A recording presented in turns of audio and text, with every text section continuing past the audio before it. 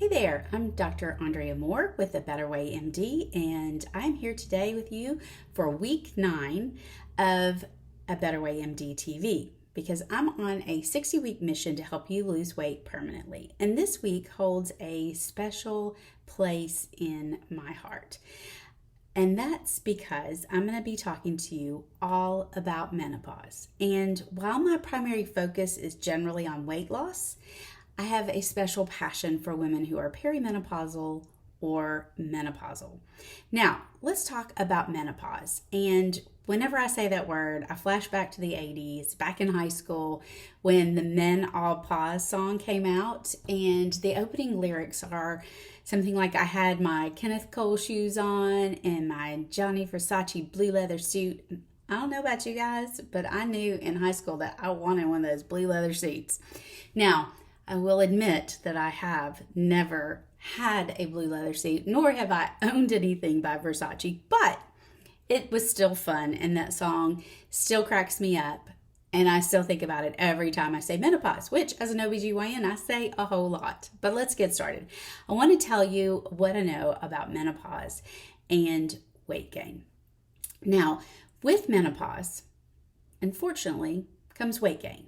And that weight gain is on the order of 1 pound every year or so for 10 to 15 years. So that's a lot of weight over 10 to 15 years. But the weight tends to come on slowly, which means that we have an opportunity to change it. So let's talk about why we gain weight in menopause. And I think it's helpful to think about menopause as being the third quarter of your life. And you may be tempted to turn this off because you might be like, I'm nowhere near being menopause. And that's fine.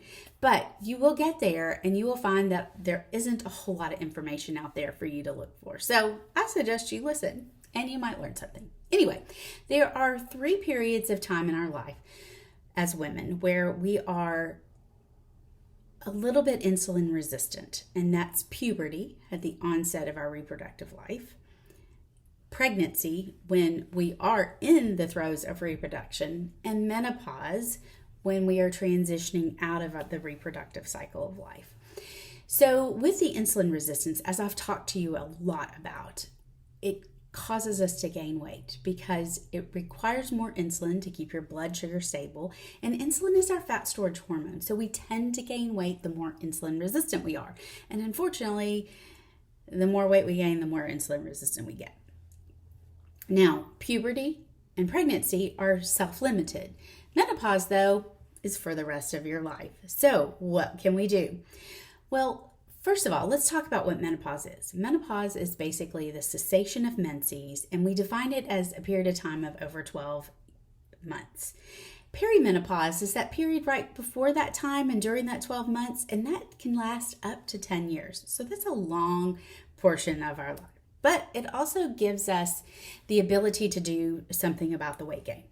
Now, we know that during menopause, we have our ovaries quit producing estrogen and progesterone. And we know that that impacts the weight gain, but how it impacts, we're not quite clear. And we do know, though, a few things. So number one, in the perimenopausal period, we have an increase in our lean body mass, our muscle, and also an increase in our fat mass, which is kind of interesting because usually the two do not go together. But as we go through menopause and we have that loss of estrogen and progesterone, we have a decrease in the lean body mass and an increase in the fat mass, and that is when we start to gain weight. So that's going to be important later when I tell you how to address this. But here's what we know about estrogen and progesterone, because you might think, well, let's just take estrogen and progesterone, we'll stop the whole process. But unfortunately, that's not exactly what happens. So as we lose estrogen and progesterone and we're gaining this fat mass, it tends to be central fat mass or around our middle, and you've probably heard us menopausal women talking about this role that we suddenly have that we've never had. And this can also increase your visceral adipose tissue, which is the fat that really affects your cardiovascular health, and it causes the inflammation and kind of the bad things that we see with weight. So With estrogen, though, when we add back the estrogen, it really has a negative impact on both the insulin resistance, but it also has kind of a negative impact on the development of the central adipose tissue. So it's kind of neutral. So it keeps everything the same. The problem is that when we add in the progesterone, which if you're going to take estrogen, you have a uterus, you need the progesterone, then that progesterone can actually increase your insulin resistance. So when you take estrogen and progesterone together, it's kind of a wash on weight loss or weight gain. Now, what can we do about it? If you can't just start taking hormones, what else can you do? Well, the first thing you can do is you can increase your lean body mass actively. And we can do this by doing resistance training or weightlifting. So if you haven't been doing any weightlifting or resistance training, now's the time to start. You can go to a gym, they can help you out. There are videos on YouTube, and you can even try a personal trainer. And they can really help you to build your lean body mass. The other thing you can do is you can increase your general activity, or what we call the non-exercise activity thermogenesis, or NEAT. And that just means the activity that you do when you're not sleeping, you're not eating, and you're not exercising. Everything else is NEAT. So how do you increase your NEAT? Well, you start by moving more. So I'm not talking about exercise. I'm talking about just your day-to-day moving. So if you're sitting, you may want to stand once an hour. If you have a sit-down job, you may want to get a standing desk or one of those stepper desks. If you walk anywhere, make sure that you add some distance. So park at the end of the parking lot when you're going into a store and walk the whole way.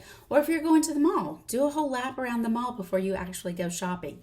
Anything to increase your non-exercise activity or your NEAT will help you to reduce that weight gain and the central adipose tissue development. So the other thing is to do all the things that reduce insulin resistance. And that means, of course, no sugar and no flour. And also really watching your overall carbohydrate intake. Now, I'm not promoting a low carbohydrate diet. Moderate carbohydrate is where we want to live. But be especially cognizant that you are a little bit insulin resistant. All right, so that's what I have for you today. Menopause is associated with a period of insulin resistance, and to keep from gaining weight, you want to lower your insulin resistance by no flour, no sugar, and increasing your NEAT. Pretty neat, huh? See you next week for week 10, and we will be 1/6 of the way through our program. I will talk to you then.